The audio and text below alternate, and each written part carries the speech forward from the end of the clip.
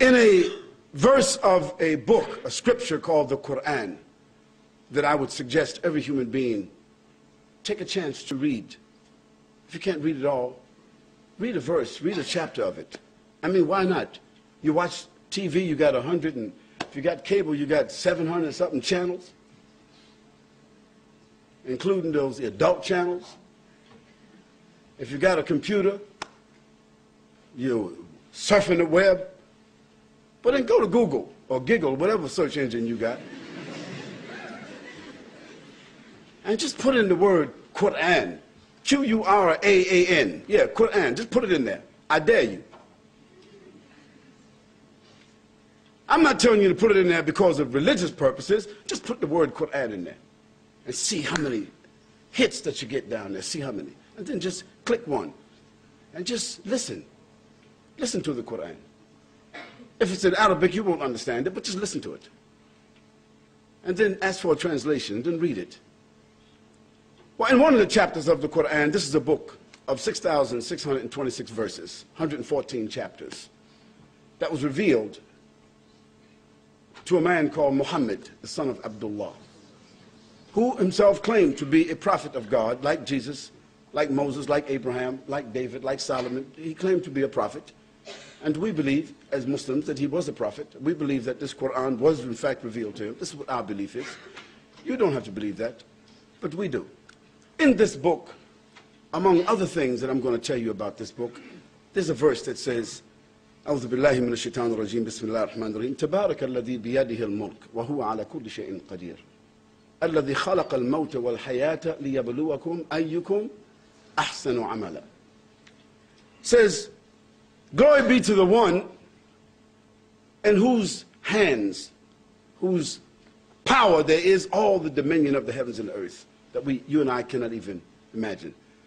It's established that there is a power, there is a mind, there is an intelligence, there is an authority, there is a sovereignty behind this, what we call the creation.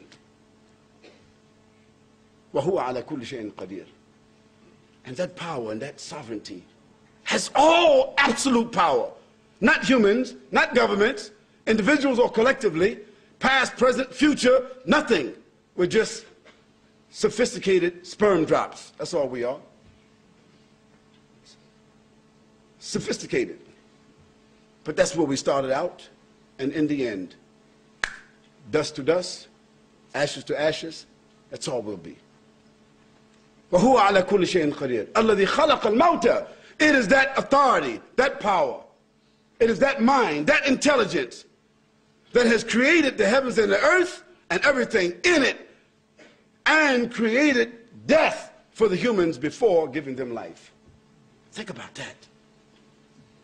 Death was conferred upon us before we were even given life. It was already there, inescapable. When you came into life, you carried with you the imprint on your DNA. You gotta die. That's a ticket that comes with the package. Life, death. But in this particular verse, we usually as humans say life, death, because we're living looking at death, even though we ignore it. But in this verse, it switches it because the one who has given the life says death. We give you as a gift life. الذي خلق الموت والحياة ليبلوكم أيكم أحسن عملا. In order to see which one of you will be the best in their behavior and in their conduct or their responses. Now that verse gives us the premise of our discussion. That the purpose of life, this small little like that, that's all it is. We think of it as days, weeks, months, years. We call some of us, what do they call a person who's 100 years old, we call them? A centenarian or something, what's that terminology? Somebody who's 80 years old, we give them different names, but it's just like that. And if you're 60 today, or in my case, 59 in 3 days. Maybe I shouldn't have said that, huh? See, think back. Think back when you were 15 years old, 12 years old, when you were just playing around in the schoolyard at home, doing this and that. You had no problems, and you're thinking about life and all the things you want to do and what you want to be and what you're going to achieve, and your brothers and your sisters and your mother and your father and your house, and no responsibilities, no rent, no bills, no nothing. Think about it. When was it? It was just yesterday. For me, it was just yesterday. Just like that. Where has the time went? What has happened? And now, today, everyone will agree. It seems like the sun rises and sets, and the day is just going like this. You can't even say, what happened? What's today? I said, today is Tuesday. I said, Tuesday, brother, this is Thursday. I said, what happened? It's time. Because time is nothing but a capsule. Time is nothing but a drop of water on the windowsill, and the sun comes, and it's gone. That's time. And that's what you and I have been given. We've been given time. And what you're going to do with this here time? No one, no group has come into being on their own. Is anybody here, whatever philosophy that you have, who can say that, well, I came into being on my own? No, you didn't come into being on your own. You didn't decide to come here. You didn't decide to even be here in this life. You were brought into life. You were conceived by your mother. And if some of you think that you were born by some type of immaculate conception, or even you came through some hallway or something, and even test tube babies, even those babies that are born when people are, those mommy families, you know what I'm talking about. The daddy families who are buying the sperm off the internet and, you know, to have their own nuclear family. Still, they come into life not by their own determination.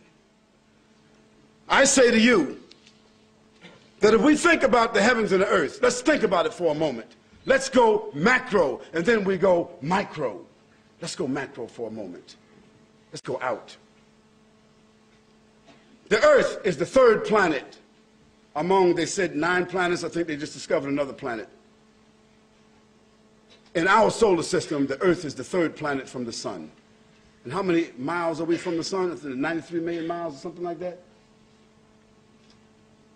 And the earth is the only planet that has the ecosystems to sustain life. It's the only one. Because if we go to the left, Mercury, it's too hot. We go to the right, Mars, it's too cold. The earth has the only ecosystems that support what we call life. And if there is other human beings or other higher forms of life on some other planets, only Steven Spielberg knows about it. Or that station that comes on, what's that program that comes on with that, about the aliens? Just in case you don't know it, this is all fiction.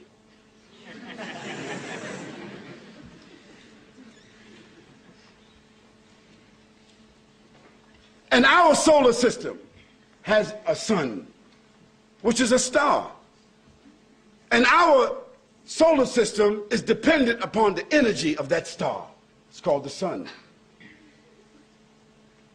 Yet our sun, with all of its brightness and power, it is one of the smaller stars in the Milky Way. Did you know that? One of the smallest. One of the smaller stars in the Milky Way. And the Milky Way itself has 56 billion stars like our sun. And the Milky Way, as a galaxy, is only one of the smaller galaxies in a nebula. Can you imagine this?